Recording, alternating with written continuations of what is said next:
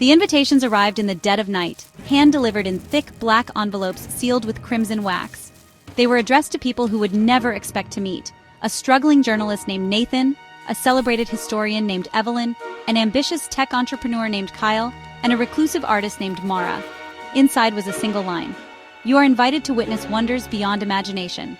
But remember, every treasure has its price." The address led them to Halloway Manor, a foreboding estate perched atop a rocky cliff. Lightning illuminated the mansion as they arrived, the stormy sky rumbling like a living thing. Nathan was the first to arrive, his eyes drawn to the intricate gargoyles crouched above the entrance. Mara came next, her arms crossed as though shielding herself. Kyle strode confidently up the stairs, nodding at the others but saying nothing. Evelyn appeared last, clutching her umbrella tightly, her scholarly demeanor barely concealing her unease. Frederick Halloway, the enigmatic billionaire who had summoned them, opened the massive oak doors. His gaunt figure and sharp gray eyes made him look more like a ghost than a man. He greeted each of them with a thin smile. "Frederick Halloway, welcome. I have brought you here because my collection is too extraordinary to keep hidden forever. Consider this a privilege few will ever receive."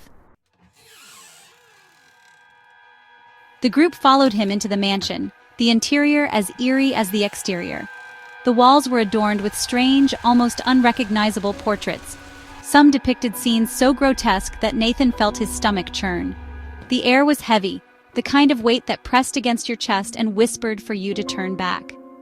Frederick led them to a vast hall filled with displays, artifacts encased in glass, pedestals bearing odd trinkets, and sculptures so lifelike they seemed to breathe. Each item seemed to hum with an unseen energy, as though waiting. "Frederick Halloway, my collection is unique. Each piece holds power beyond comprehension, but such power always demands a price. Should you choose to interact with any of them, do so at your peril. Nathan, this is just a show." But as the group began to wander, it became clear that Frederick's collection was no mere display. Evelyn, ever the skeptic, was drawn to a black mirror mounted on a gilded frame. The glass rippled like liquid, and as she peered closer, her reflection shifted. Instead of her current self, the mirror showed her as a celebrated figure, her academic dreams realized. She reached out, captivated, her hand trembling. "Frederick Halloway, I wouldn't." But his words went ignored. The moment Evelyn touched the glass, her reflection smiled, a wicked, unnatural grin, and its hand shot out, gripping hers. Her scream pierced the hall as the mirror seemed to liquefy and consume her. Within seconds, Evelyn was gone, her terrified face now etched faintly into the mirror's surface. The others froze, staring in horror. "Nathan, what just happened? Frederick Halloway, I warned you, each treasure has its price. Evelyn's was too high." Nathan backed away, but his attention snagged on a music box sitting on a nearby pedestal. It was small, carved with intricate designs, and seemed to beckon him. Against his better judgment, he opened it. A haunting melody began to play, filling the room with a ghostly tune. As the music swelled, Nathan's eyes widened. He could hear voices, his late wife's voice, soft and warm, calling his name.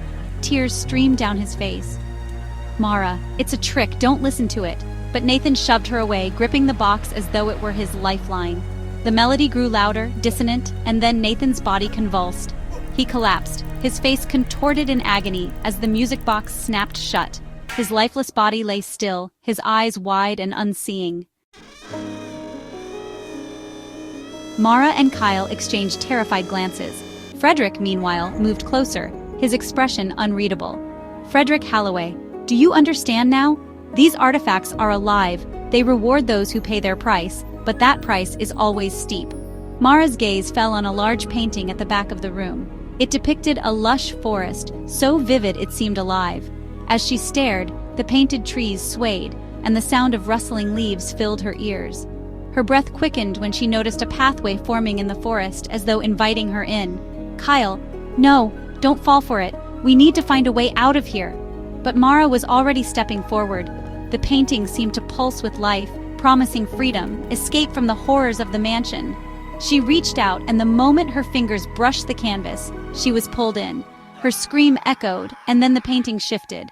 The pathway was gone, replaced by a trapped figure, Mara, her face frozen in despair. Kyle was alone now, his heart pounding. He turned to Frederick, who was watching him intently. "Kyle, what do you want from me?" Frederick gestured to a small, nondescript box sitting on a pedestal in the center of the room. "Frederick Halloway, that box is not like the others. It holds a power even I dare not touch. But perhaps you will." Kyle approached it cautiously. Unlike the other artifacts, it emitted no strange energy, no allure. Yet something about it felt final, as though it held an answer. "Frederick Halloway, you don't know what you're doing!" Kyle ignored him and opened the box. A blinding light erupted and everything went dark. When Kyle awoke, he was lying in an empty field under a clear night sky. The mansion was gone, as were the other guests.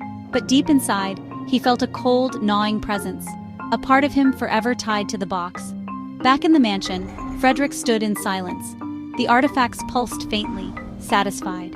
He turned to the shadows and whispered, "Frederick Halloway, the collection grows.